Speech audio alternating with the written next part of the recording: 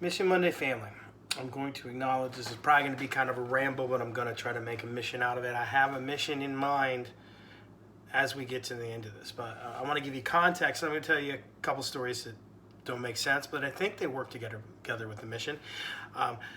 First off, it has been a rough week at the Sam Stecker offices of Mission Monday headquarters, also known as my home. We got COVID all up in this place.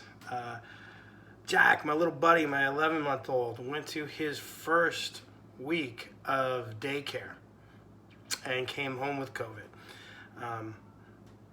And then, once COVID's in the house, hey, it's in the house. So I would say I'm doing better than most people in this place. Who's been hit the hardest is matriarch of the Mission Monday family, Ellie. It just knocked her crazy. And then Ezra's been pretty solid, but having kind of a tough time. And boy, Jack does good during the day, and then I've spent a lot of nights up with him coughing. So really, I think my biggest symptom I have out of COVID in our house is a lack of sleep. It's been tough, but I've been through worse. Which brings me to our next story. So again, these stories are, maybe they don't go together, maybe they're adjacent, but I think they have to do with the mission. Anyway, so here's the story. A while back, there were some people doing work in our front yard. Something to do with the water pipes in town and who was getting drainage and who wasn't. So they had to dig up our front yard quite a bit to get to wherever the problem was. And the problem wasn't even at our house. It's just through our lawn is where access was. So that was all happening. We were walking around in the neighborhood and walking by one of the neighbor's house, Mr. Meyer. Mr. Meyer is an elderly fella. And he was asking what was going on in our front yard there. And Ellie, my wife, was explaining, well, you know, it had to do with this water main or this drainage, and where they dug the hole wasn't where they needed to dig a hole, so they needed to dig a whole nother spot in their front yard, so it's all messed up. And he started laughing. He's like, I know how that goes.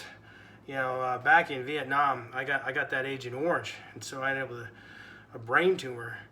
And when they got the brain tumor out, they cut a hole in my head in the wrong place the first time, so they do another one. So the top of my head looks like rough turf. And I remember thinking, as he's telling this story and laughing, we were pretty ticked off about the situation our front yard was in and how messed up it was.